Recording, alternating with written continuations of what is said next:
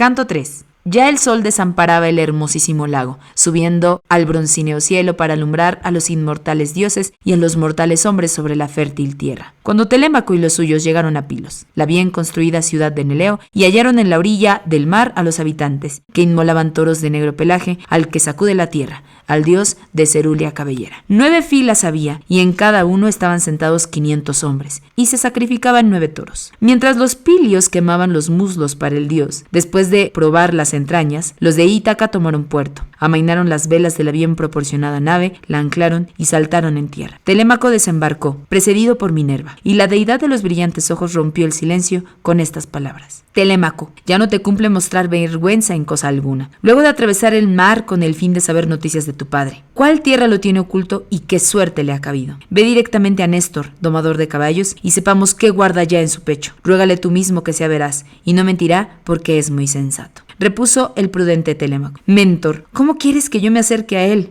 ¿Cómo puedo ir a saludarle? Aún no soy práctico en hablar con discreción y da vergüenza que un joven interrogue a un anciano. Le dijo Minerva, la deidad de los brillantes ojos. Telémaco, discurrirás en tu mente algunas cosas y un numen te sugerirá las restantes, pues no creo que tu nacimiento y tu crianza se hayan efectuando contra la voluntad de los dioses. Cuando así habló, Minerva caminó a buen paso y Telémaco fue siguiendo las pisadas de la deidad. Llegaron a donde estaba la junta de los varones pilios en los asientos. Allí se había sentado Néstor con sus hijos y a su alrededor los compañeros preparaban el banquete, ya asando carne, ya espetándola en los asadores. Y apenas vieron a los huéspedes, se adelantaron todos juntos, los saludaron con las manos y les invitaron a sentarse. Pisístrato Nestórida fue el primero que se les acercó, y haciéndolos de la mano, los hizo sentar para el convite en unas blandas pieles, sobre la arena del mar, cerca de su hermano Trasímedes y de su propio padre. Enseguida les dio parte de las entrañas, echó vino en una copa de oro y ofreciéndosela a Minerva, hija de Zeus, que lleva la égida, así le dijo: Forastero, eleva tus preces al soberano Poseidón, ya que al venir acá se han encontrado con el festín que en su honor celebramos. Tan pronto como hagas la libación y hayas rogado, como es justo, dale a ese la copa de dulce vino para que lo libe también, pues supongo que ruega a sí mismo a los dioses. Como que todos los hombres están necesitados de las deidades, pero a causa de ser el más joven, debe de tener mis años, te daré primero a ti la áurea copa. En diciendo esto, le puso en la mano la copa del dulce vino. Minerva se tranquilizó de ver la prudencia y la equidad del varón que le daba la copa de oro a ella antes que a Telémaco. Y al punto hizo muchas súplicas al soberano Poseidón. Óyeme, Poseidón, que circundas la tierra, no te niegues a llevar al cabo lo que ahora te pedimos.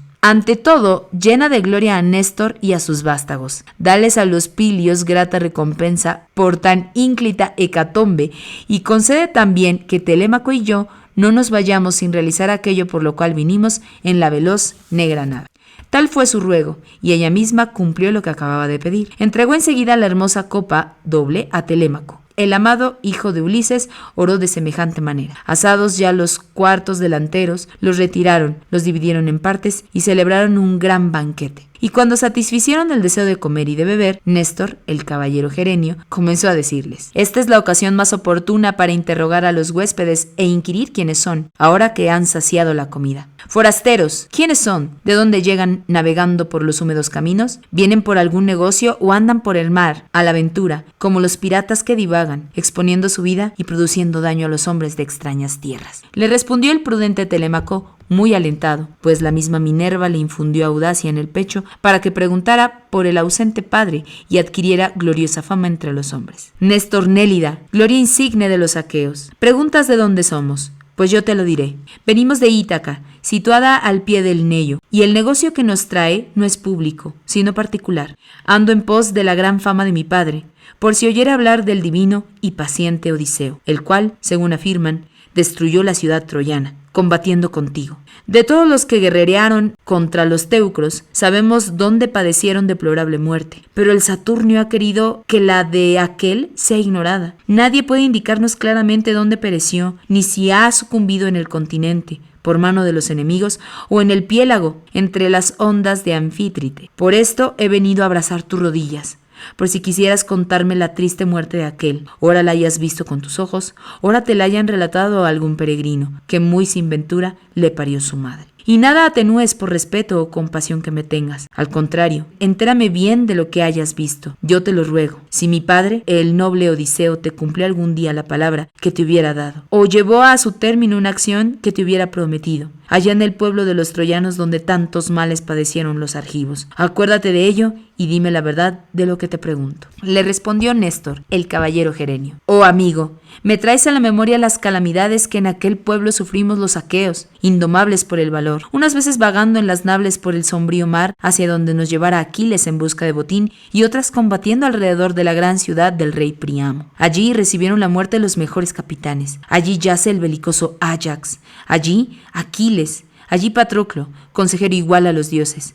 Allí mi amado hijo fuerte y eximio, Antíloco, muy veloz en el correr y buen guerrero. Padecimos además muchos infortunios. ¿Cuál de los mortales hombres podría referirnos totalmente? Aunque deteniéndome aquí 5 o 6 años, te ocuparas en preguntar cuántos males padecieron allá los divinos aqueos. No te fuera posible saberlos todos, sino que, antes de llegar al término, cansado ya, te irías a tu patria tierra. 9 años estuvimos tramando cosas malas contra ellos y poniendo a su alrededor acechanzas de toda clase. Y apenas si entonces puso fin el Saturnio a nuestros trabajos, allí no hubo nadie que en prudencia quisiera igualarse con el divinal Odiseo, con tu padre, que entre todos descollaba por sus ardides de todo género. Si verdaderamente eres tú su hijo, pues me he quedado atónito al contemplarte. Semejantes son, asimismo, tus palabras a las suyas, y no se creería que un joven pudiera hablar de modo tan parecido. Nunca Odiseo y yo estuvimos discordes al arengar en el ágora o en el consejo, sino que teniendo el mismo ánimo, aconsejábamos con inteligencia y prudente decisión a los argivos para que todo fuera de la mejor manera. Mas tan pronto como, después de haber destruido la excelsa ciudad de Príamo, nos embarcamos en las naves y una deidad dispersó a los aqueos. Zeus tramó en su mente que fuera luctuosa la huerta de los argivos, que no todos habían sido sensatos y justos, y a causa de ello les vino a muchos una funesta suerte por la perniciosa cólera de la deidad de los brillantes ojos, hija del prepotente padre, la cual suscitó entre ambos Átridas gran contienda. Llamaron al ágora a los argivos, pero temeraria e inoportunamente fue al ponerse el sol y todos compadecieron cargados de vino y les expusieron la razón de haber congregado al pueblo. Menelao exhortó a todos los aqueos a que pensaran en volver a la patria por el ancho dorso del mar, cosa que disgustó completamente a Agamenón, pues quería detener al pueblo y aplacar con sacras hecatombes la terrible cólera de Minerva. Oh necio, no alcanzaba que no había de convencerla, porque no cambia de súbito la mente de los sempiternos dioses. Si ambos, después de altercar con duras palabras, seguían en pie, y los aqueos de hermosas grebas se levantaron, produciéndose un vocerío inmenso, porque uno y otro parecer tenían sus partidarios. Aquella noche la pasamos revolviendo en nuestra inteligencia graves propósitos los unos contra los otros, pues ya Zeus nos aparejaba funestas calamidades. Al descubrirse la aurora, echamos las naves al mar divino y embarcamos nuestros bienes y las mujeres de estrecha cintura. La mitad del pueblo se quedó allí con el átrida Agamenón, pastor de hombres, y los restantes nos hicimos a la mar, pues un numen calmó el mar, que abunda en grandes cetáceos. No bien llegamos a Ténedos, ofrecimos sacrificios a los dioses con el anhelo de tornar a nuestras casas, pero Zeus aún no tenía ordenada la vuelta y suscitó, oh cruel, una nueva perniciosa disputa, y los que acompañaban a Odiseo, rey prudente y sagaz, se volvieron en corvos bajeles para complacer nuevamente a Agamenón Átrida. Pero yo, con las naves que juntas me seguían, continué huyendo, porque comprendí que alguna divinidad meditaba causarnos daño. Huyó también el belicoso hijo de Tideo con los suyos, después de incitarnos a que le siguieran, y se nos unió algo más tarde el rubio Menelao, el cual nos encontró en Lesbos, mientras deliberábamos acerca de la larga navegación que nos esperaba, a saber, si pasaríamos por encima de la escabrosa Quíos hacia la isla de Psiria para dejar esta última a la izquierda, o por debajo de la primera, a lo largo del ventoso Mimante. Suplicamos a la divinidad que nos mostrara alguna señal, y nos la dio ordenándonos que atravesáramos el piélago hacia la Eubea, a fin de que huyéramos lo antes posible del infortunio venidero. Comenzó a soplar un sonoro viento, y las naves surcando con gran celeridad el camino abundante en peces, llegaron por la noche a Geresto. Allí ofrecimos a Poseidón un buen número de muslos de toro por haber hecho la travesía del dilatado llamado Piélago. Ya era el cuarto día cuando los compañeros de Diomedes Tidida, domador de caballos, se detuvieron en Argos, con sus bien proporcionadas naves. Pero yo tomé la ruta de Pilos, y nunca me faltó el viento desde que un dios lo enviara para que soplara. Así vine, hijo querido, sin saber nada, ignorando cuáles aqueos se salvaron y cuáles perecieron. Pero cuanto oí referir desde que volví a mi palacio, lo sabrás ahora, como justo es, que no debo ocultarte nada. Dicen que han llegado bien los valerosos Mirmidones, a quien conducía el hijo ilustre del magnánimo Aquiles, que asimismo aportó con felicidad Filoctetes, hijo preclaro de Peante, y que Idomeneo llevó a Creta a todos sus compañeros que escaparon de los combates, sin que el mar le quitara ni uno solo. Del Átrida ustedes mismos habrán oído contar, aunque vivan lejos, cómo vino y cómo Egisto le aparejó una deplorable muerte. Pero de lamentable modo lo pagó. Cuán bueno es para el que muere dejar un hijo. Así Orestes se ha vengado del matador de su padre, del doloso Egisto, que le había muerto a su ilustre progenitor. También tú, amigo, que ya veo que eres gallardo y de elevada estatura, sé fuerte para que los venideros te elogien. Le contestó el prudente Telémaco: Néstor Nélida, gloria insigne de los aqueos. Aquel tomó no poca venganza, y los argivos difundirán su excelsa gloria, que llegará a conocimiento de los futuros hombres. Me hubieran concedido los dioses bríos bastantes para castigar la penosa soberbia de los pretendientes, que me insultan maquinando inicuas acciones. Mas los dioses no nos otorgaron tamaña ventura, ni a mi padre ni a mí, y ahora es preciso soportarlo todo. Le respondió Néstor, el caballero Gerenio: Oh amigo, ya que me recuerdas lo que has contado, afirma que son muchos los que, pretendiendo a tu madre, cometen a despecho tuyo acciones inicuas en el palacio. Dime si te sometes voluntariamente o te odia quizás la gente del pueblo, a causa de lo revelado por un dios. ¿Quién sabe si algún día castigará esas demasías tu propio padre, viniendo solo o juntamente con todos los aqueos? Ojalá Minerva, la de los brillantes ojos,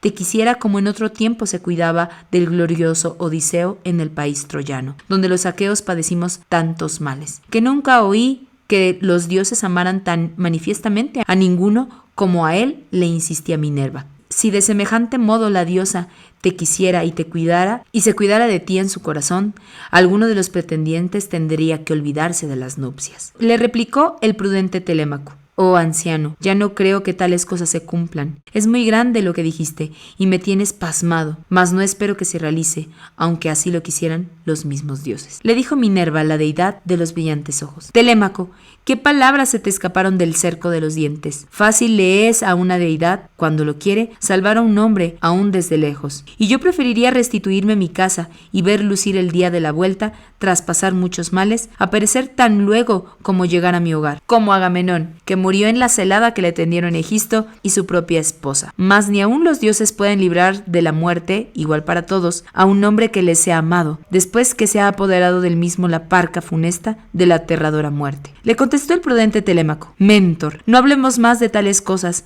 aunque nos sintamos afligidos. Ya la vuelta de aquel no puede realizarse, pues los inmortales deben de haberle enviado la muerte y el negro destino. Pero ahora quiero interrogar a Néstor y hacerle otra pregunta, ya que en justicia y prudencia sobresale entre todos, y dicen que ha reinado durante 3 generaciones de hombres, de suerte que, al contemplarlo, me parece un inmortal. Oh Néstor Nélida, dime la verdad, ¿cómo murió el poderosísimo Agamenón Átrida? ¿Dónde estaba Menelao? ¿Qué género de muerte fue la que urdió el doloso Egisto para que pereciera un varón que tanto le aventajaba? ¿Fue quizás el no encontrarse Menelao en Argos, la de Acaya, pues andaría peregrino entre otras gentes, la causa de que Egisto cobrara espíritu y matara a aquel héroe? Le respondió Néstor, el caballero Gerenio: Te diré, hijo mío, la verdad pura. Ya puedes imaginar cómo el hecho ocurrió. Si el rubio Menelao Átrida, al volver de Troya, hallara en el palacio a Egisto, vivo aún, ni tan solo hubiera cubierto de tierra el cadáver de éste, arrojando a la llanura, lejos de la ciudad, lo despedazarían los perros y las aves de rapiña, sin que le llorara ninguna de las aqueas, porque había cometido una maldad muy grande. Pues mientras nosotros permanecíamos allá, realizando muchas empresas belicosas, él se estaba tranquilo en lo más hondo de Argos, tierra criadora de corceles, y ponía gran empeño en seducir con sus palabras a la esposa de Agamenón. Al principio, la divinal Clitemnestra rehusó cometer el hecho infame, porque tenía buenos sentimientos y le acompañaba un Aedo, a quien el Átrida, al partir para Troya, encargó en gran manera que la guardara. Pero cuando vino el momento en que, cumpliéndose el lado de los dioses, tenía que sucumbir, Egisto condujo a Laedo a una isla inhabitada, donde lo abandonó para que fuera presa y pasto de las aves de rapiña, y se llevó de buen grado a su casa a la mujer, que también lo deseaba, quemando después gran cantidad de muslos en los sacros altares de los dioses, y colgando muchas figuras, tejidos y oro, por haber salido con la gran empresa que nunca su ánimo esperaba llevar a cabo. Veníamos pues de Troya el Atrida y yo, navegando juntos y en buena amistad, pero así que arribamos al sacro promontorio de Sunio, cerca de Atenas, Febo Apolo mató con sus suaves flechas al piloto de Menelao, a Frontis o Netórida, que entonces tenía en las manos el timón del barco y a todos vencía en el arte de gobernar una embarcación cuando arreciaban las tempestades. Así fue como, a pesar de su deseo de proseguir el camino, se vio obligado a detenerse para enterrar al compañero y hacerle las honras funerales. Luego, atravesando el espumoso mar en las cóncavas naves, pudo llegar a toda prisa al elevado promontorio de Malea, y Zeus, el que todo lo ve, le hizo trabajoso el camino, como enviarle vientos de sonoro soplo y olas hinchadas, enormes, que parecían montañas. Entonces el dios dispersó las naves y a algunas las llevó hacia Creta, donde habitaban los sidones, junto a las corrientes del Járdano. Hay en el oscuro mar una peña escarpada y alta, que sale al mar cerca de Gortina. Allí el Noto lanza las olas contra el promontorio de la izquierda, contra Fest, y una roca pequeña rompe la grande oleada. En semejante sitio fueron a dar, y les costó mucho escapar con vida, pues las olas arrojaron los bajeles contra los escollos y padecieron naufragio. Menelao,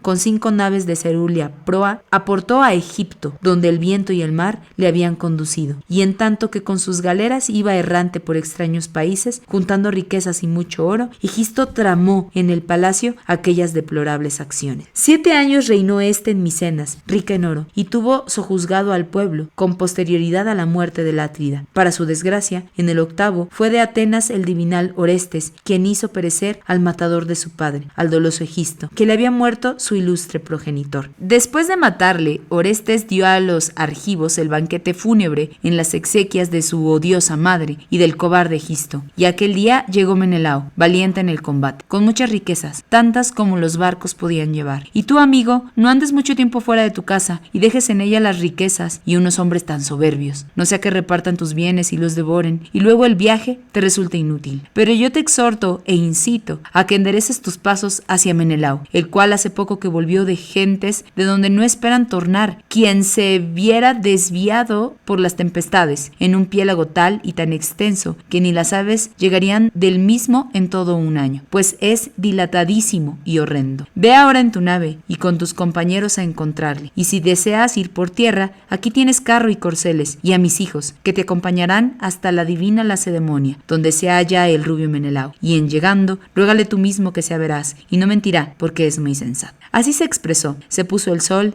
y sobrevino la oscuridad, y entonces habló Minerva, la diosa de los brillantes ojos. Oh anciano, todo lo has referido discretamente, corta las lenguas y mezcla vino, para que después de hacer libación a Poseidón y a los demás inmortales, pensemos en acostarnos, que ya es hora. La luz del sol se fue al ocaso, y no conviene permanecer largo tiempo en el banquete de los dioses, pues es preciso recogerse. Así habló la hija de Zeus, y todos la obedecieron. Los heraldos les dieron aguamanos. Unos mancebos llenaron las crateras y distribuyeron el vino a los pretendientes, después de haber ofrecido en copas las primicias, y una vez arrojadas las lenguas en el fuego, se pusieron de pie e hicieron libación. Ofrecidas estas y luego de beber cuanto desearan, Minerva y el deiforme Telémaco quisieron retirarse a la cóncava nave, pero Néstor los detuvo, reprendiéndolos con estas palabras: Zeus y los otros dioses inmortales nos libren de que ustedes se vayan de mi lado para volver a la velera nave, como si fueran de junto a un varón que carece de ropa, del lado de un pobre, en cuya casa no hay mantos ni gran cantidad de colchas para que él y sus huéspedes puedan dormir blandamente. Pero a mí no me faltan mantos ni lindas colchas, y el amado hijo de Odiseo no se acostará ciertamente en las tablas de su bajel, mientras yo viva o queden mis hijos en el palacio para alojar a los huéspedes que a mi casa vengan. Le dijo Minerva, la deidad de los brillantes ojos: bien hablaste, anciano querido, y conviene que Telémaco te obedezca, porque es lo que mejor puede hacer. Irá pues contigo para dormir en tu palacio, y yo volveré al negro bajel